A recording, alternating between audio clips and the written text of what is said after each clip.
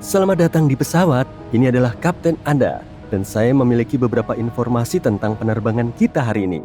Seharusnya ini adalah penerbangan reguler untuk British Midland Airways Airbus 312 dari Siprus ke Britania Raya.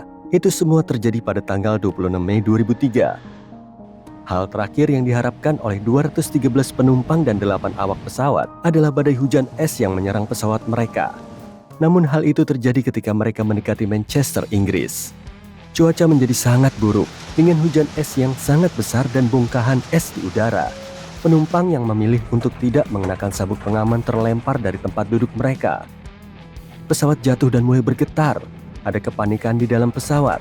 Seperti yang diingat oleh para penumpang, semua orang terlepas dari kursi selama beberapa detik dan terjebak di langit-langit.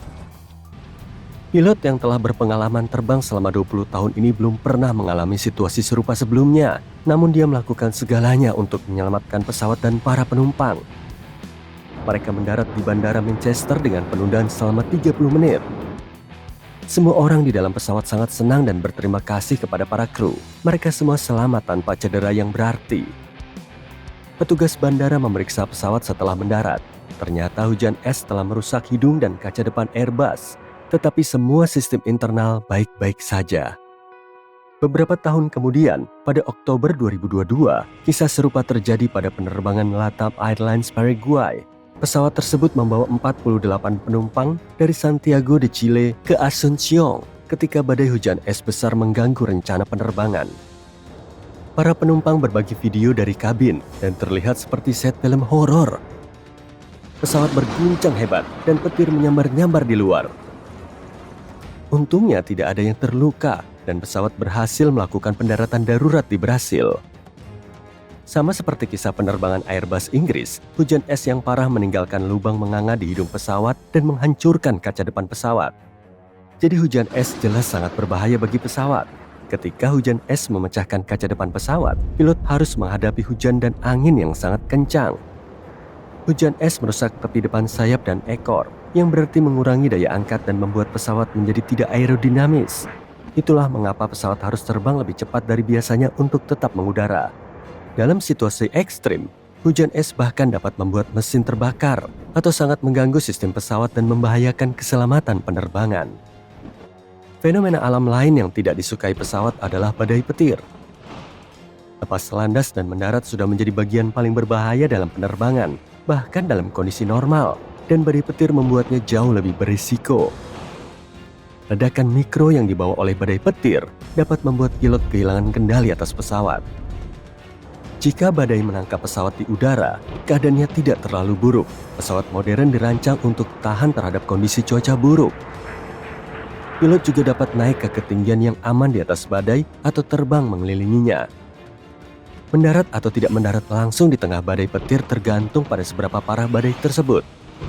Jika badai yang kuat dengan microburst, pesawat dapat menghantam tanah dengan kecepatan tinggi karena adanya downdraft yang kuat. Mereka berisik dan penuh semangat, dan mereka adalah mimpi terburuk bagi para pilot. Aku tidak berbicara tentang penumpang yang gaduh di sini, tetapi tentang gunung berapi.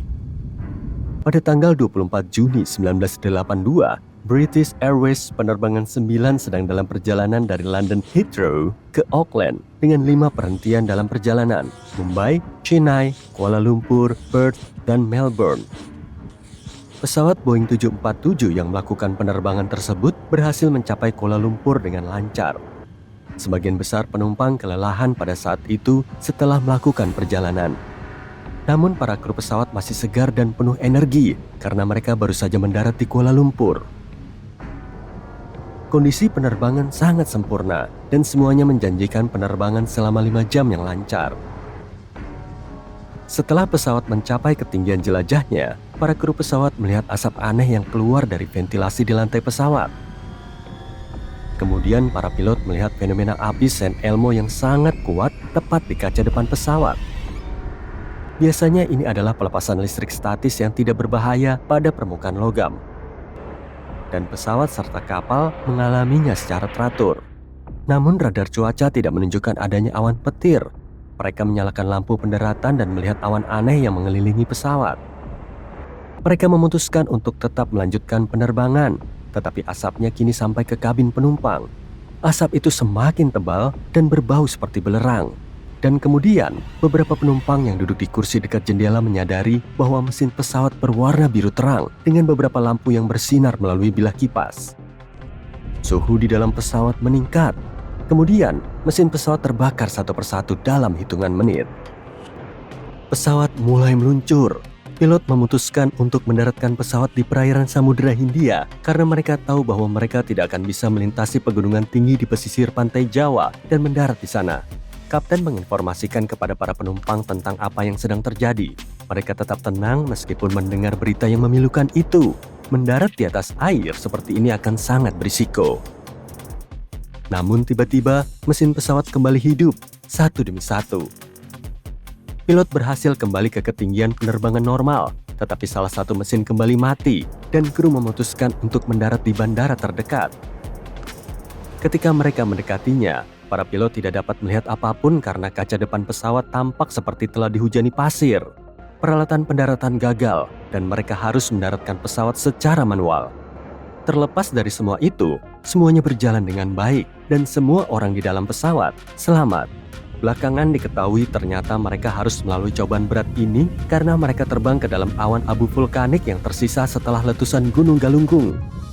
Abu tersebut kering dan karena itulah tidak ada radar cuaca yang bisa mendeteksinya.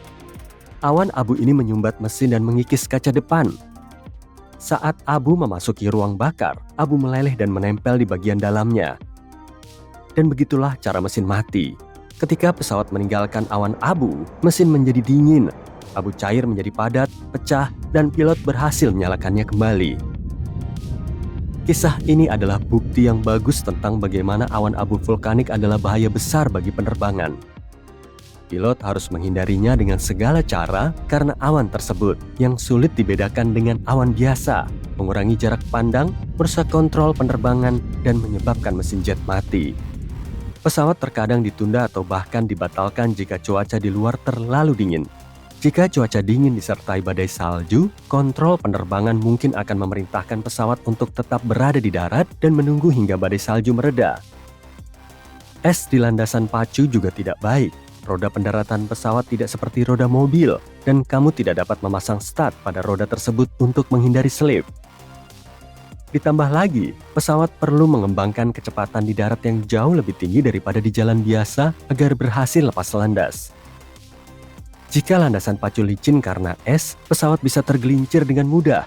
Hal yang sama berlaku untuk pendaratan, yang bahkan lebih sulit dalam kondisi beku karena pesawat berada di lingkungan yang jauh lebih tidak terkendali dan bergerak dengan kecepatan yang lebih tinggi.